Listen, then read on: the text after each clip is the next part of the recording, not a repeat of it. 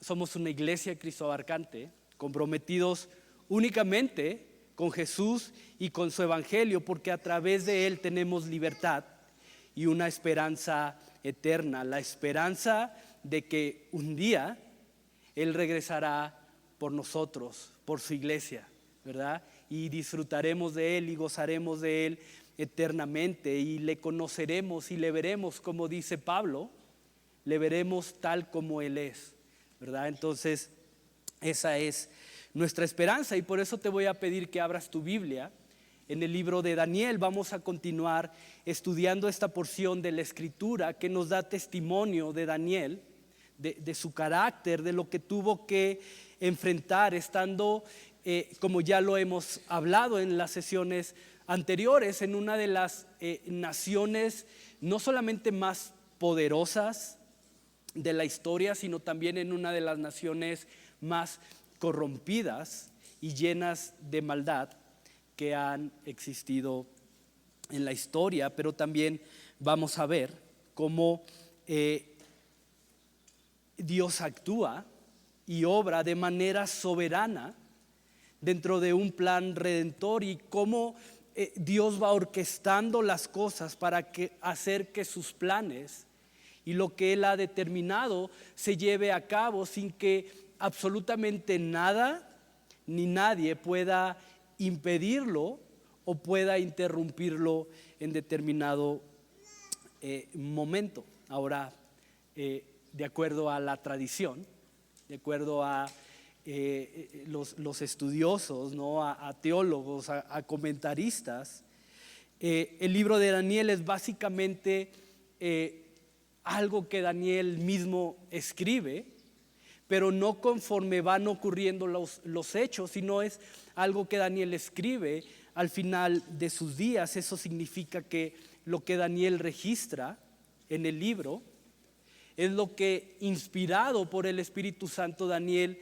recuerda y logra entender acerca de lo que Dios hizo durante un periodo de tiempo de aproximadamente 70 años, que es el tiempo en el que el pueblo de Dios estuvo bajo este cautiverio en Babilonia. Esto quiere decir que el panorama que Daniel tiene es muy diferente. El panorama que Daniel tiene cuando Daniel está escribiendo estas cosas es un panorama muy diferente al que tenía en su llegada a Babilonia, ¿no? Y quiero que medites en esto, pero ¿a quién le gusta armar rompecabezas? Okay, a muchos. Yo he visto aquí que es algo con que los entretienes por horas, ¿verdad? Hay algunos que les das un rompecabezas y no se mueven de ahí, o que si les das piezas de Lego es como que si los hipnotizaras, ¿verdad? Y ahí están, y está bien, está perfecto eso. Pero hace poquito yo no sabía que existían rompecabezas sin imagen. Rompecabezas sin imagen, es un rompecabezas totalmente blanco, ¿no? Entonces, como de 1000 piezas o no sé cuántas piezas son. Entonces, cuando tú compras un rompecabezas convencional, obviamente tienes una idea de cómo tienes que ir armando el rompecabezas en base a la figura que te presenta la caja, ¿verdad? Pero en un rompecabezas sin imagen, totalmente blanco, ahí sí, tu paciencia realmente es puesta a prueba, tu habilidad, tu agilidad de armar cosas como estas realmente es puesta a prueba. Y sabes, es algo así a lo que Daniel se estaba enfrentando en su llegada a Babilonia. Él quizá no entendía, no había claridad de qué era lo que estaba pasando. Para él probablemente simplemente estaba experimentando la conquista de una de las naciones más poderosas de la época y siendo llevado como esclavo a servir al rey. Pero mientras está escribiendo esto, Daniel comienza a tener claridad y comienza a decir, claro, esto pasó por esto, y fui posicionado en este lugar por esto, y Dios me dio gracia delante del rey por esto, y cuando se hizo este decreto fue por esto, y ahora eso me llevó a este lugar. Y Daniel comienza a armar todas las piezas del rompecabezas, y quiero que medites en esto, porque a pesar de que el panorama de Daniel al llegar a Babilonia era muy reducido, un panorama en el que seguramente había más dudas que respuestas, en donde había más razones para dejar que el desánimo guiara su corazón. En lugar de eso, vemos a un Daniel que, lejos de permitir que su corazón se contaminara, lo vemos echando mano de sus convicciones y de su fe para mantenerse firme en integridad y adoración a su Dios. Y es justamente de esto de lo que quiero hablarte hoy, de cómo nuestras convicciones nos ayudan a mantenernos firmes y en integridad aún en medio de esos momentos en los que aparentemente la mano de Dios no está presente. Entonces, acompáñame a Daniel capítulo 1, nuevamente Daniel capítulo 1, versículos 3 al 16. ¿Estás ahí? Acompáñame en la lectura con tu vista. Y dijo el rey a Aspenaz, jefe de los eunucos, que trajera de los hijos de Israel, del linaje real de los príncipes, muchachos en que no hubiera tacha alguna, de buen parecer, enseñados en toda sabiduría, sabios en ciencia y de buen entendimiento, e idóneos para estar en el palacio del rey, y que les enseñase las letras y la lengua de los caldeos. Y le señaló el rey ración para cada día de la provisión de la comida del rey y del vino que él bebía, y que los criase 3 años, para que al final de ellos se presentaran delante del rey. Entre estos estaban Daniel, Ananías, Misael y Azarías, de los hijos de Judá. A estos el jefe de los eunucos puso por nombre,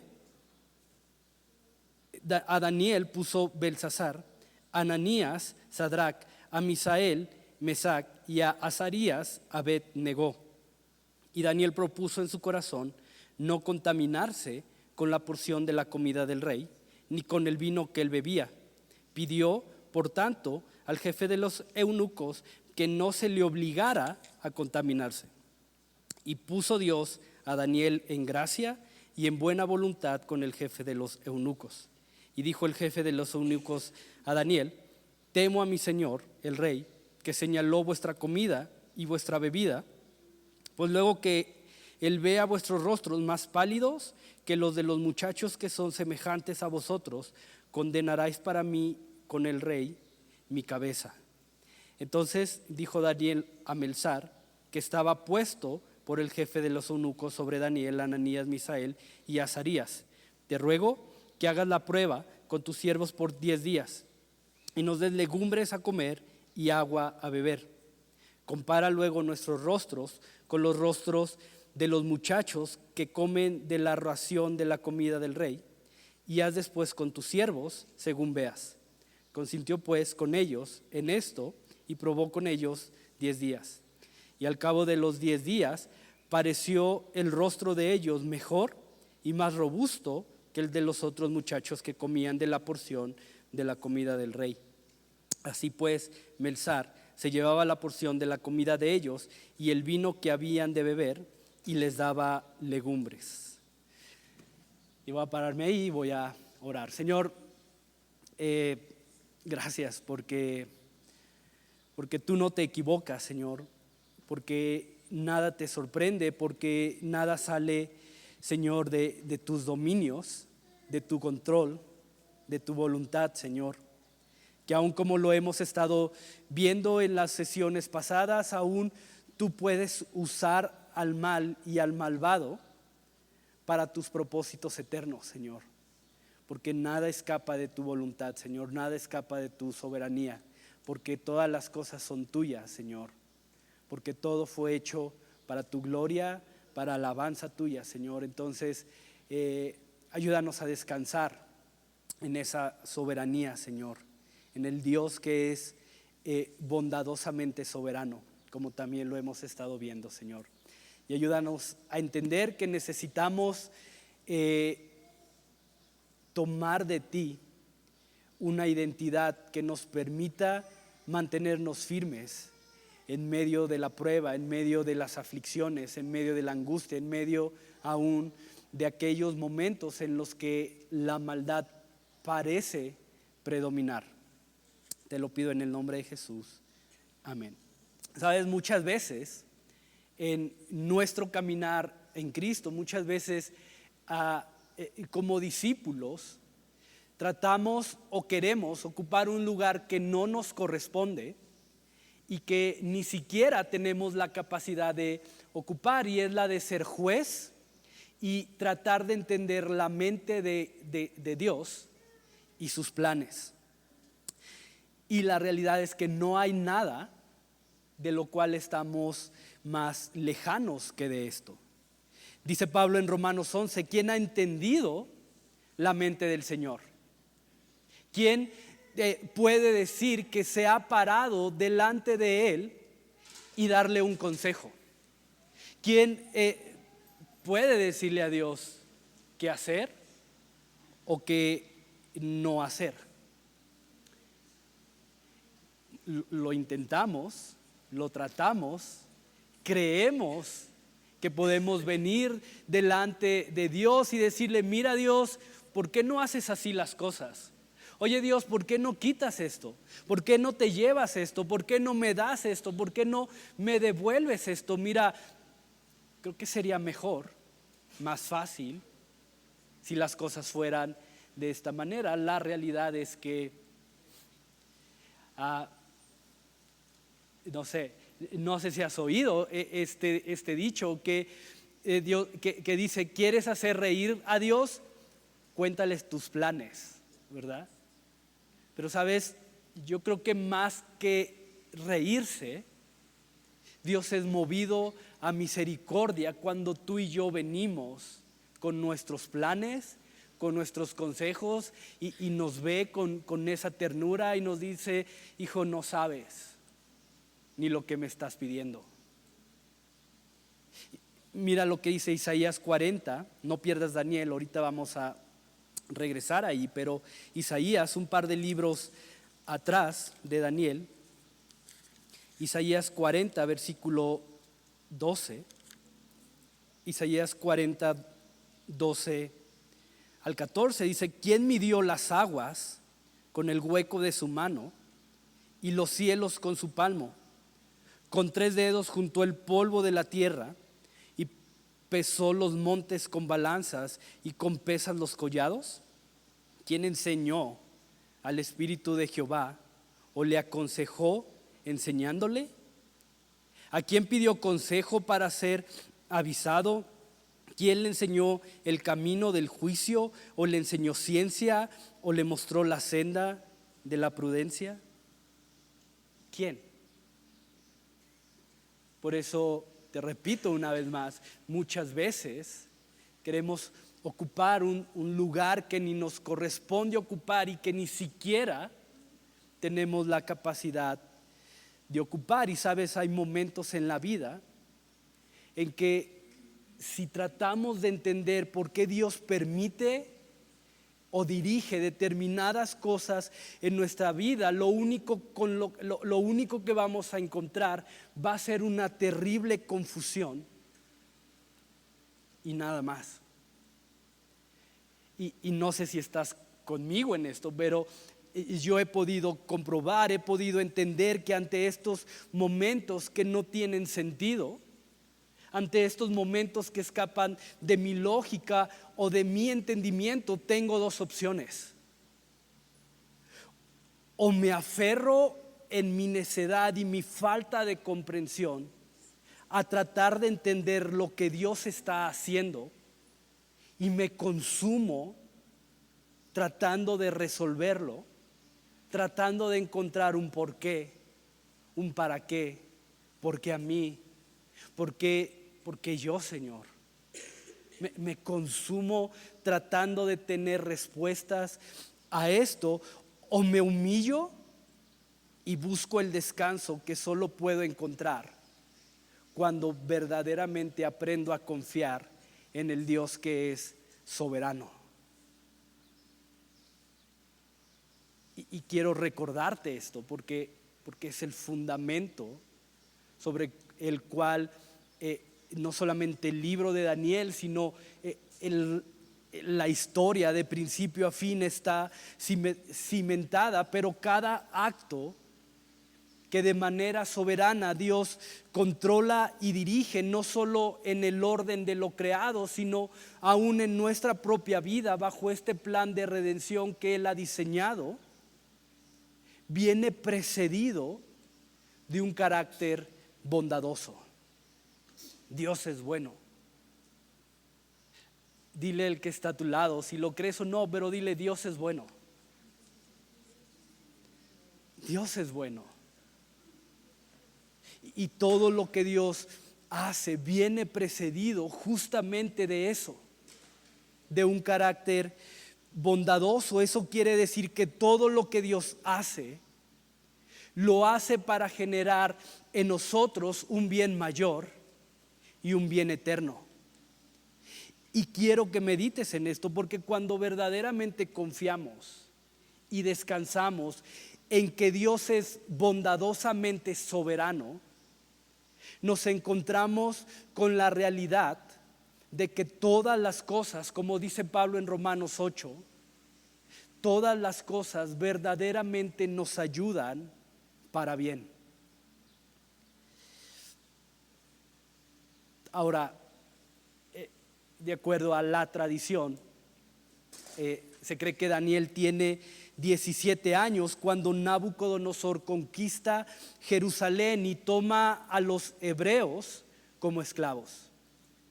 17 años. ¿Cuántos de aquí tienen 17 años? 17 años por 2, ¿verdad?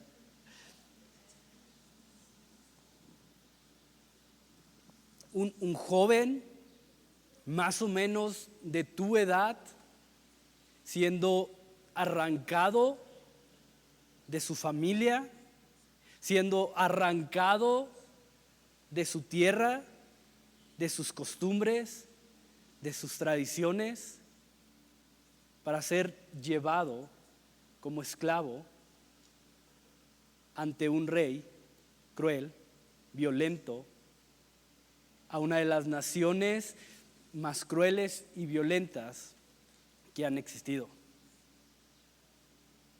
¿Puedes identificarte con eso?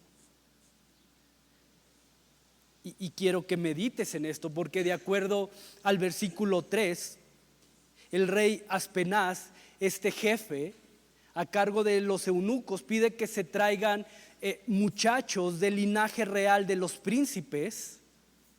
Dice que fueran irreprensibles, que fueran rectos, que fueran educados, que fueran inteligentes, que fueran decentes, literalmente hasta guapos o atractivos los querían para que pudieran estar delante de la presencia de Nabucodonosor. Eso es lo que el rey Aspenaz está pidiendo en el versículo 3. Ahora, no sé si sabías, pero en Pan de Vida tenemos el mismo filtro. Aquí pedimos que lleguen muchachos irreprensibles, rectos, educados, inteligentes, decentes, guapos. No nos ha llegado ninguno, pero tenemos el filtro, ¿no? Seguimos esperando. No es cierto.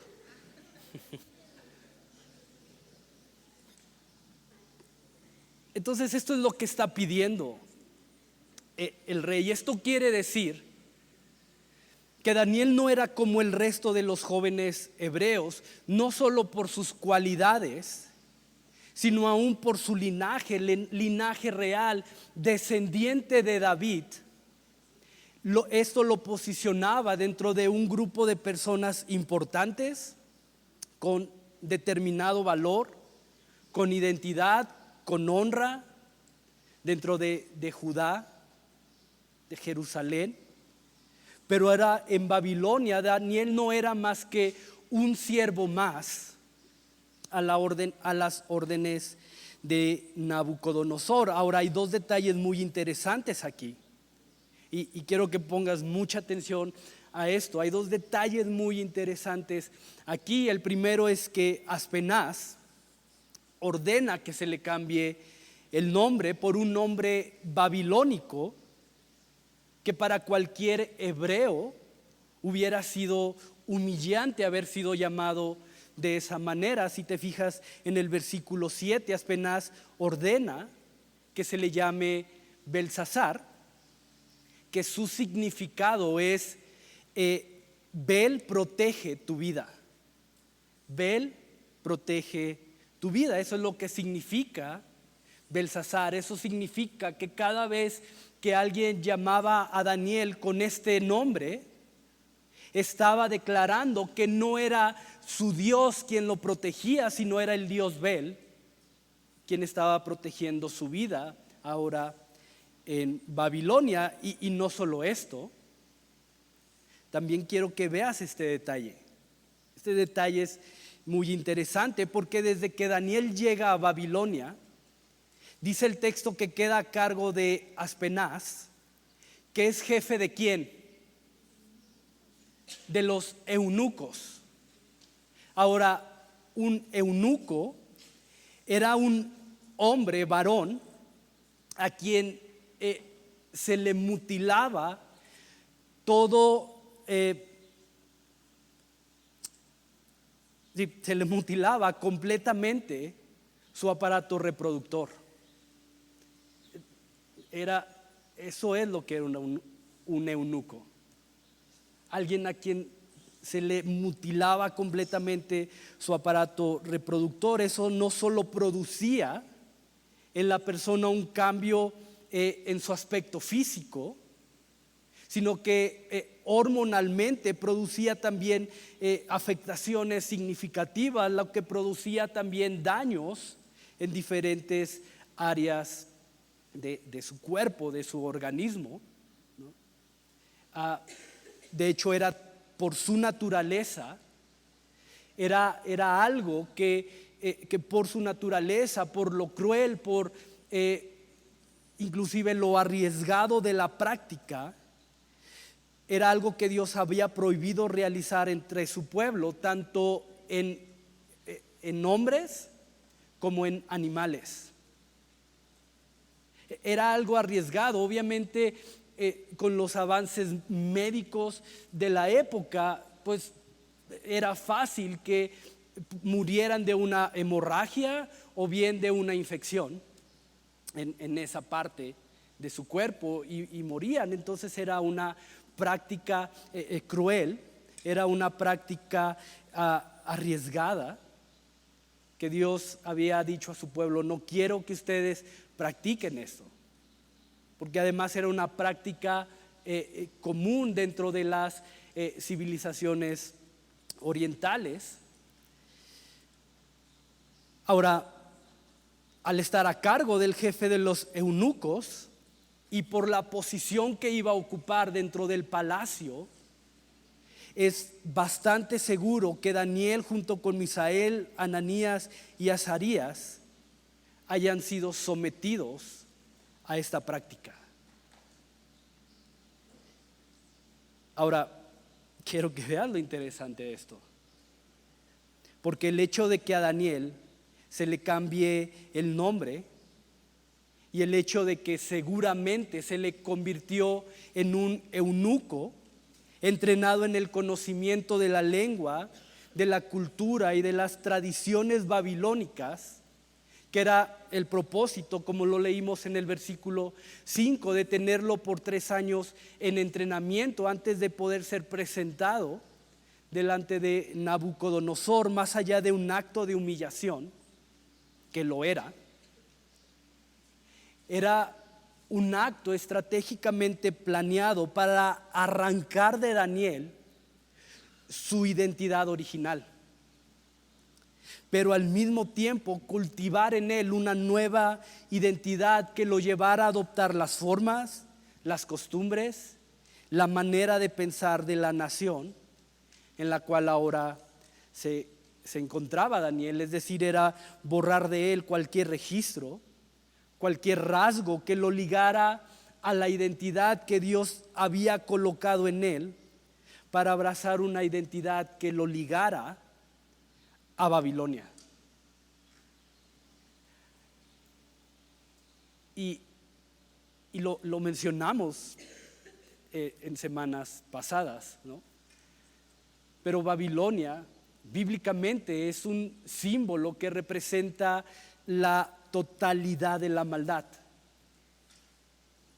Y sabes, Satanás, el enemigo, una de las estrategias, y puedes verlo con Jesús mismo, es atacar tu identidad, borrar tu identidad.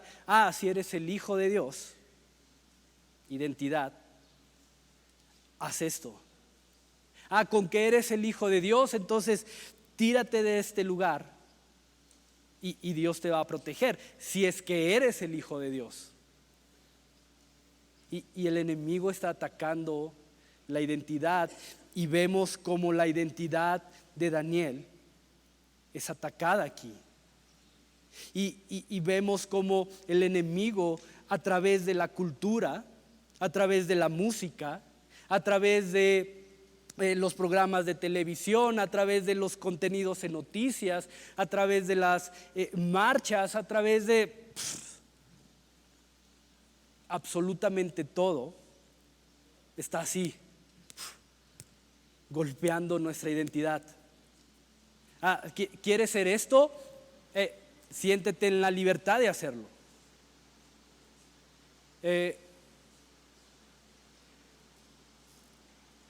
No sé, te crees un perro, pues cómprate una correa y que te anden paseando como perritos, si eso es lo que quieres ser, no importa. Eres mujer, pero te quieres sentir hombre, pues está bien, si eso es lo que quieres, si eso es como te sientes cómodo, cómoda, adelante.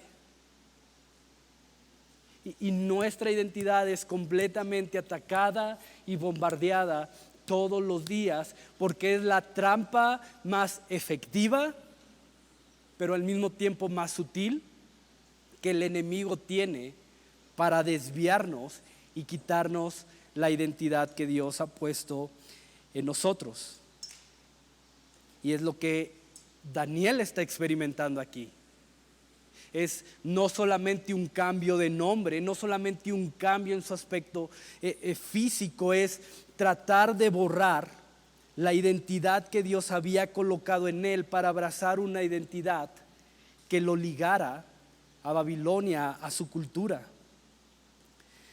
Y quiero que medites en esto, porque todas las cosas que hacemos, nuestras pasiones, nuestra manera de pensar, son el resultado de la identidad que nos dirige.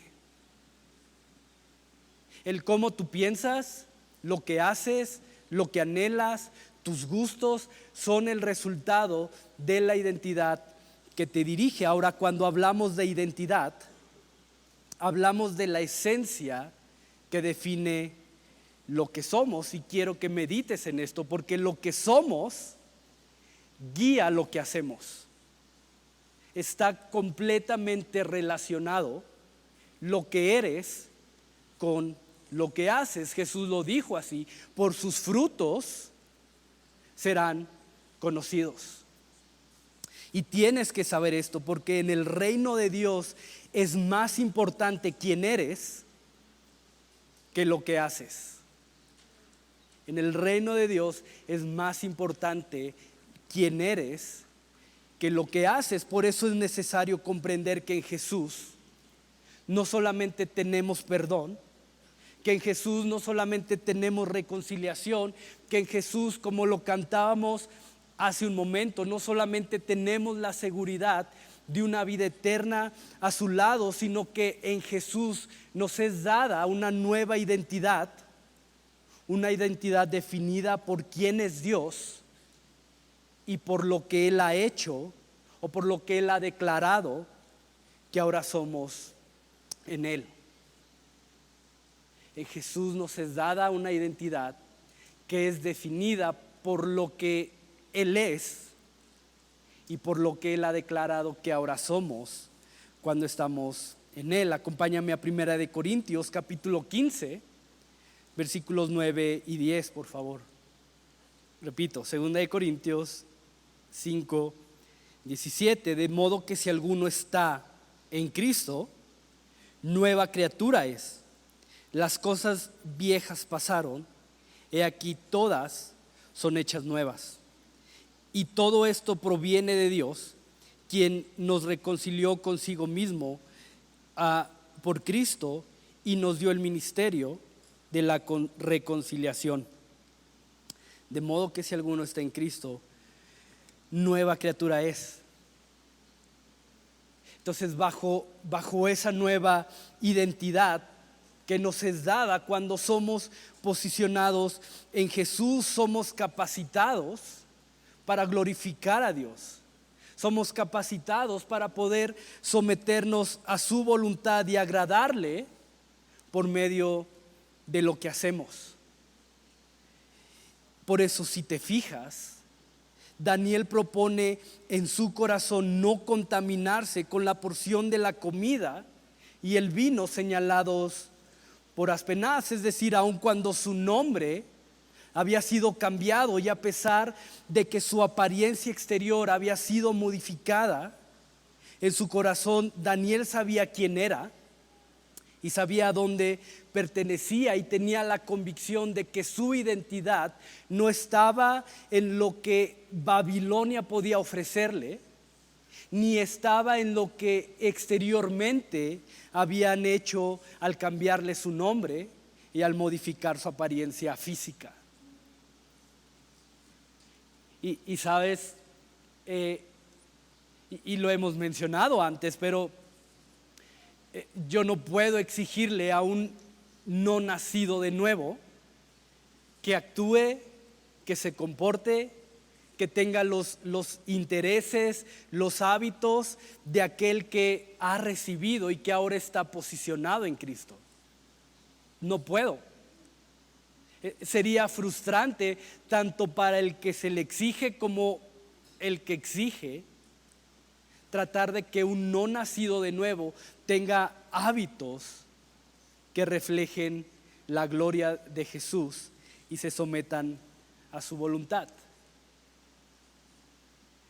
Lo dice Jesús, es necesario que el trigo y la cizaña crezcan juntos. Y aquí hay trigo y hay cizaña y tenemos que tratar de caminar lo más en armonía posible. Ahora tiene que haber más trigo para que haya evidencias de que está cayendo semilla buena en tierra buena. Entonces, Daniel sabía a dónde pertenecía su identidad. Daniel sabía que su identidad no estaba definida por lo que Babilonia podía darle, que su identidad no estaba definido por aquello que exteriormente habían hecho con él al cambiarle su apariencia física. Y quiero que medites en esto. Pero la lucha más fuerte, la lucha más violenta a la que Daniel se enfrentó no fue externa, sino interna. La lucha más fuerte a la que Daniel se enfrentó no fue con Babilonia, no fue con Aspenaz, fue consigo mismo. ¿Sabes? La lucha más fuerte a la que Daniel se enfrentó no fue el proceso de sanar físicamente después de experimentar la mutilación de su cuerpo y verse de esa manera. No fue el tener que acostumbrarse a escuchar que su nombre había sido cambiado por algo completamente humillante y pagano. Tampoco la lucha de Daniel fue resistir el tiempo que duró cautivo en Babilonia, la verdadera lucha de Daniel se vivió en este terreno en el que él tuvo que determinar para sí mismo si permitía que las circunstancias contaminaran su corazón o si esas mismas circunstancias reafirmarían la identidad que Dios había depositado en él. Esa fue su lucha, su verdadera lucha. Y sabes, muchas veces nuestra lucha, quizás sin darnos cuenta, pero muchas veces nuestra lucha tiene que ver más con aquello a lo que le estamos permitiendo que nos esté dando una identidad, que realmente con las circunstancias a las que nos estamos enfrentando. Muchas veces nuestra lucha tiene que ver más con dejar que nuestro pasado defina lo que ahora somos, que lo que Jesús ya declaró que ahora somos cuando estamos en Él. Muchas veces nuestra lucha es más por dejar que lo que hemos perdido determine lo que somos, que por lo que Jesús nos da cuando habitamos en su presencia. La lucha es por dejar que nuestros éxitos, que nuestros fracasos determinen lo que somos, que por lo que Jesús conquistó en la cruz. ¿Sabes? Y hace un tiempo platicaba con un amigo y tristemente está alejado de Dios actualmente. Y platicaba con él y me decía, es que me ha pasado esto otro, y luego esto otro, y me corrieron del trabajo, y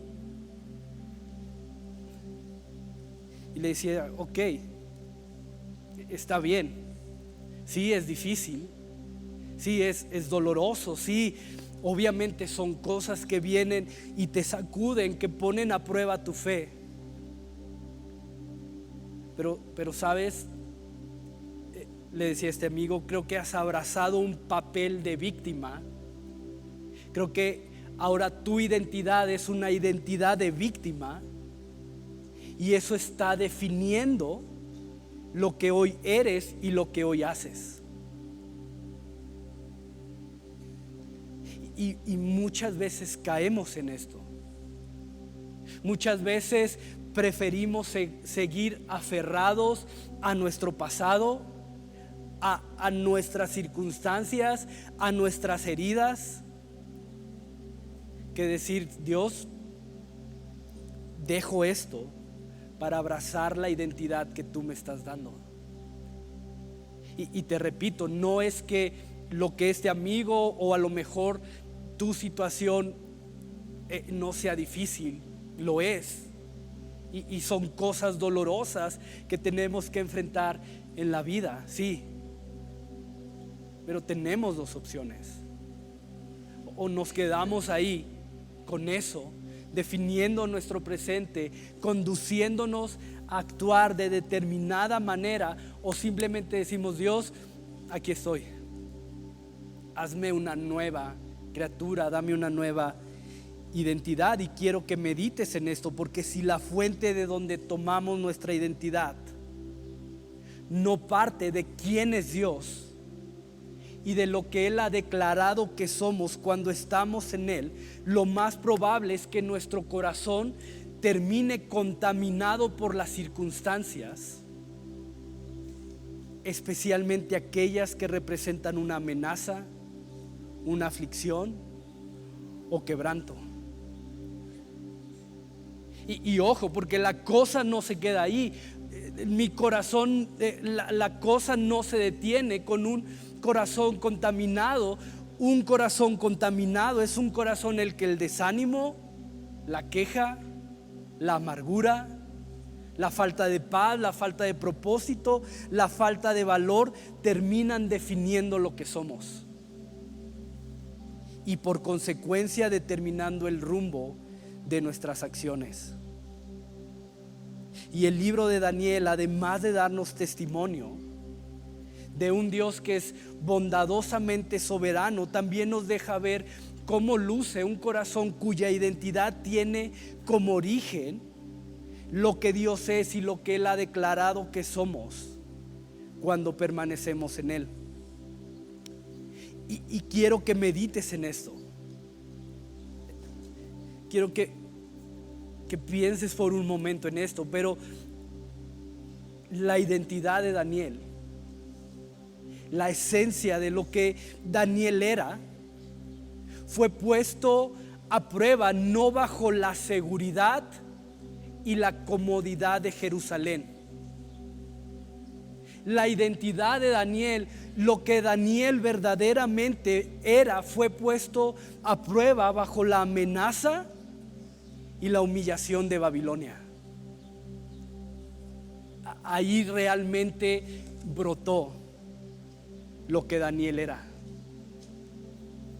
Y si hay algo que quiero que te lleves hoy, es que bajo ese carácter bondadoso, Dios usará las circunstancias no para rompernos, como lo hemos estudiado en el libro de Daniel, no para muerte, sino para probar y hacerte evidente cuál es la fuente de donde estás tomando tu identidad.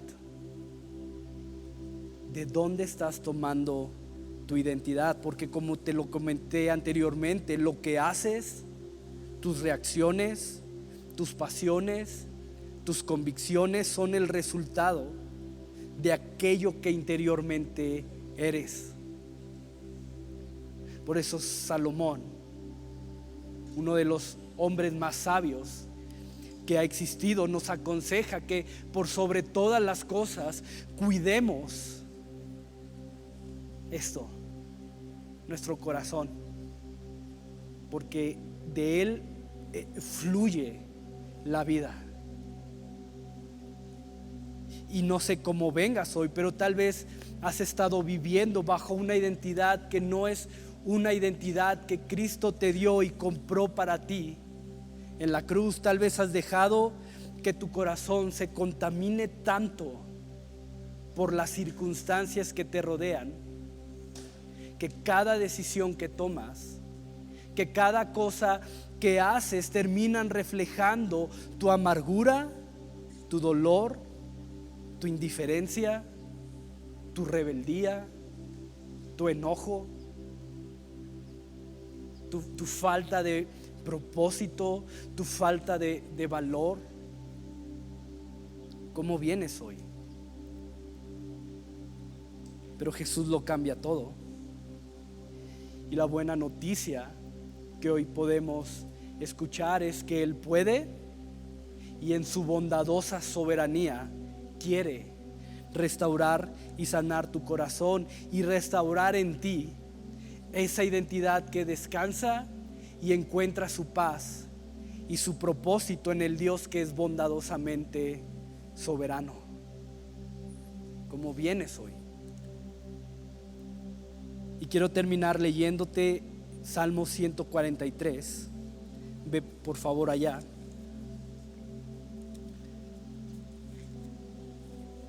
Salmos 143, versículo 8. Dice David: hazme oír por la mañana tu misericordia, porque en ti he confiado. Hazme saber el camino por donde ande, porque a ti he elevado mi alma. Y sabes, un corazón cuya identidad es tomada de lo que Dios es y de lo que Él ha declarado, puede decir estas palabras que David escribió: Señor, hazme oír tu misericordia por la mañana. Hazme saber el camino por donde ande, porque a ti he elevado mi alma. Y mi anhelo para ti, para la iglesia, es justamente ese: que podamos ser un ministerio, una iglesia de personas no perfectas, porque no las hay, pero sí de personas que caminamos bajo la identidad, bajo el propósito y el valor que en Cristo ahora podemos tener.